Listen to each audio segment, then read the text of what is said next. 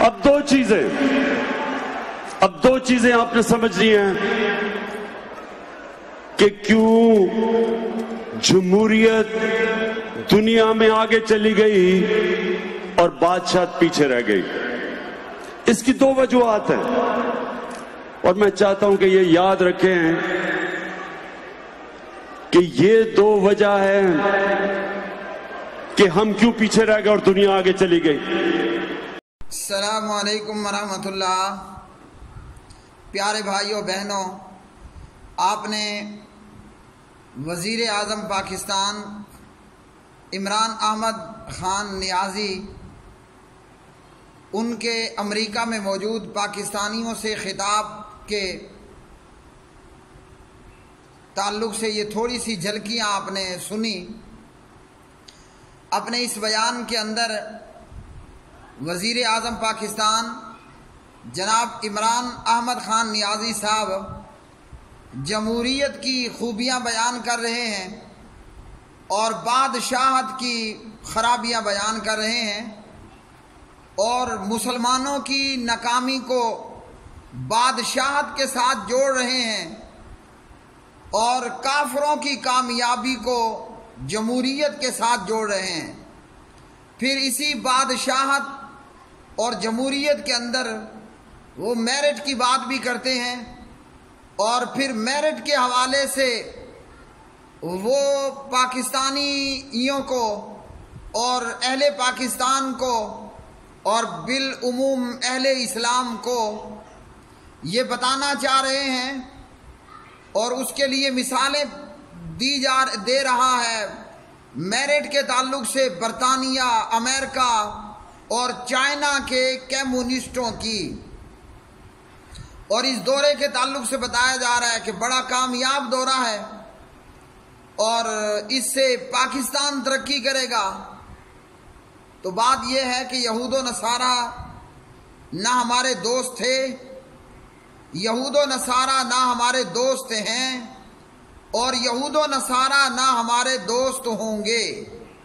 یہ قرآن مجید فرقان حمید کا ایک اٹل اور اٹل فیصلہ ہے جس سے قرآن مجید کا ایک ادنا سا طالب علم بھی پوری طرح واقف ہے اور دنیا کی تاریخ بھی اس بات پر گواہ ہے، وہ گزر چکی یا وہ چل رہی ہے کہ یہود و نصارہ نہ ہمارے دوست تھے، یہود و نصارہ نہ مسلمانوں کے دوست ہیں اور یہود و نصارہ نہ آئندہ کلمہ پڑھنے والے مسلمانوں کے دوست ہوں گے. تو اس امریکی دورے کے حوالے سے کہنا کہ بڑا کامیاب دورہ ہے، پبلک اور عوام کا جمع کر لینا یہ کامیابی کی ضمانت نہیں ہوا کرتا، ورنہ بڑے بڑے بادشاہ گزرے ہیں جن کے ساتھ بڑی بڑی عوام تھی مگر وہ ناکام و نامراد ہوئے. قرآن مجید فرقان حمید سے اور نبی علیہ الصلوۃ والسلام کی احادیث پاک سے میں قرآن و سنت کا خادم اپنے وزیر اعظم عمران احمد خان نیازی کے اس خطاب کا قرآن مجید سے اور نبی علیہ السلام کی احادیث پاک سے تجزیہ اور تبصرہ کرنے لگا ہوں. جہاں تک وزیر اعظم پاکستان نے بادشاہت کی مذمت کی تو اسلام کے اندر تو بادشاہت ہے. جناب حضرت داؤد علیہ السلام اور حضرت سلیمان علیہ السلام اور پھر اس کے بعد ان کی آگے نسلیں، اللہ نے انہیں بادشاہتیں عطا کیں، اللہ نے انہیں بادشاہتیں عطا کیں. جیسے جناب داؤد نے جالوت کافر بادشاہ کو قتل کیا تو اللہ نے جناب داؤد کو بادشاہت عطا فرما دی اور پھر اللہ نے سلیمان کو داؤد کا وارث بنایا علیہ الصلوۃ والسلام. تو بادشاہت اسلام میں ہے اور بادشاہت کوئی بری چیز نہیں ہے.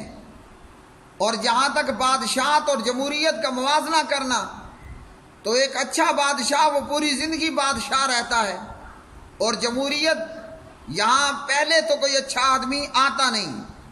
جیسا کہ ہماری یہ 70 تھالہ 70 سالہ پاکستان کی تاریخ ہمارے سامنے موجود ہے، اور اگر آئندہ کوئی آ بھی جائے تو جمہوریت ایک ایسا پلید طریقہ زندگی ہے، پلید نجس، کہ جو کسی اچھے کو رہنے بھی نہیں دے گا۔ 5 سال بعد اس کی چھٹی ہوگی۔ اور جمہوریت کے اندر عوام کی حکومت عوام کے ذریعے ہوتی ہے، جبکہ اسلام میں اللہ کی حکومت ہوگی، اللہ کا حکم ہوگا اللہ کے بندوں پر۔ جمہوریت کا مزاج ہے government of the people, by the people, for the people, عوام کی حکومت عوام کے لیے، عوام کے ذریعے۔ اور اسلام میں اللہ کی حکومت ہوگی بندوں پر، کتاب اللہ اور سنت رسول اللہ صلی اللہ علیہ وسلم کے ذریعے۔ میرے پیارے بھائیوں، اسلام کا دیا ہوا نظام ہے خلافت و امارت۔ اسلام کا دیا ہوا نظام ہے خلافت و امارت۔ یہود و نصارہ نے خلافت و امارت کو بھی ختم کیا، اور جہاد کو ختم کرنے کے لیے مرزا غلام احمد قادیانی کذاب، دجال اور ملعون، کذاب، دجال اور ملعون کو پیدا کیا، اور پھر خلافت و امارت کو ختم کر کے یہود و نصارہ نے اس کے بدلے میں مسلمانوں کو جمہوریت دی، اور جمہوریت کی ہزاروں اور سینکڑوں خرابیاں، جمہوریت کی سینکڑوں اور ہزاروں خرابیاں، وہ وقت نہیں کہ میں یہاں آپ کو گنوا دوں۔ تو کافروں نے، یہود و نصارہ نے خلافت و امارت کو ختم کر کے مسلمانوں کو ٹکڑوں اور ملکوں اور سرحدوں کے اندر تقسیم کر دیا، اور آج نتیجہ یہ ہے کہ مسلمان کلمہ پڑھنے کے باوجود ملکوں، سرحدوں، ٹکڑوں، رنگوں، قبیلوں اور بارڈروں میں تقسیم ہو چکے ہیں۔ اور جہاد کو ختم کرنے کے لیے انگریز نے مرزا غلام احمد قادیانی جھوٹے کذاب کو کھڑا کیا، اور اس نے اعلان کیا کہ جہاد ختم۔ اب یورپ اور امریکہ، یہود و نصارہ، وہ کبھی بھی خلافت و امارت کو برداشت نہیں کریں گے، اور وہ کبھی بھی نہیں چاہیں گے کہ مسلمان جہاد کریں، نماز پڑھیں، روزہ رکھیں، حج کریں، زکوٰۃ دیں، سب کچھ کریں، مگر خلافت و امارت کی بات نہ ہو، اور اسی طرح جہاد فی سبیل اللہ کی بات نہ ہو۔ اور آج ہم دیکھتے ہیں کہ پاکستان کی سابقہ تاریخ میں بھٹو صاحب کے آگے پیچھے بقول اوریہ مقبول جان صاحب، بھٹو کو قادیانیوں، مرزائیوں نے مالی طور پر بھی سپورٹ کیا اور ووٹ کے حساب سے بھی سپورٹ کیا کہ بھٹو ہمیں شیلٹر دے گا، لیکن اللہ کا حکم کہ وہ جس سے اپنا کام لے لے۔ تو اسی بھٹو، ذوالفقار علی بھٹو صاحب کی وزارت میں قادیانیوں کو کافر قرار، مرتد قرار دیا گیا، انہیں مرتد قرار دیا گیا۔ اور آج وہی قادیانیت اور مرزائیت وزیر اعظم عمران احمد خان نیازی کے آگے پیچھے ہے کہ آئین میں ترمیم کی جائے اور ان قادیانیوں اور مرزائیوں کے لیے سہولیات فراہم کی جائیں۔ لیکن یاد رکھ لیجئے، اللہ سبحانہ و تعالی اپنے پیغمبر کا محافظ، آپ کی زندگی میں بھی اور آپ کی وفات و ممات کے بعد بھی وہ آپ کی ختم نبوت اور رسالت کا حفاظت کرنے والا اللہ وحدہ لا شریک۔ جو قادیانیوں کا سپورٹر بنے گا اور قادیانیوں کو سپورٹ کرے گا، وہ قادیانیوں سمیت جہنم جائے گا اگر اسی طرح مر گیا۔ تو جہاد کو ختم کرنے کے لیے مرزے کو کھڑا کیا گیا، اور خلافت و امارت کو ختم کرنے کے لیے جمہوریت کا دین یہود و نصارہ سامنے لے کر آئے۔ اور پھر شرم کی بات، شرم اور شیم کہ عمران احمد خان نیازی بات کرتا ہے مدینے کی ریاست کی اور گن اور گیت گاتا ہے جمہوریت کے۔ اگر مدینے کی ریاست کی بات کرتا ہے تو امریکہ میں کھڑے ہو کر امریکی پاکستانیوں کو کہنا تھا اعوذ باللہ من الشیطان الرجیم لقد کان لکم فی رسول اللہ اسوۃ حسنہ، سورۃ الاحزاب پارہ 21۔ تمہارے لیے رسول اللہ صلی اللہ علیہ وسلم کی ذات میں بہترین نمونہ ہے۔ بات کرتا ہے مدینے کی ریاست کی، مثالیں دیتا ہے برطانیہ کے عیسائیوں کی، بات کرتا ہے مدینے کی ریاست کی اور مثالیں دیتا ہے امریکی جمہوریت کی، بات کرتا ہے مدینے کی ریاست کی اور مثالیں لے کر آتا ہے چائنا کے کمیونسٹوں کی۔ فیصلہ آپ کریں، کھلا تضاد ہے کہ نہیں ہے؟ اچھا جی، اور اسی طرح خلافت و امارت اور جہاد فی سبیل اللہ، یہ پاکستان کے عروج بھی، پاکستان کا عروج بھی اسی سے ہوگا اور امت مسلمہ بھی اسی سے عروج حاصل کرے گی۔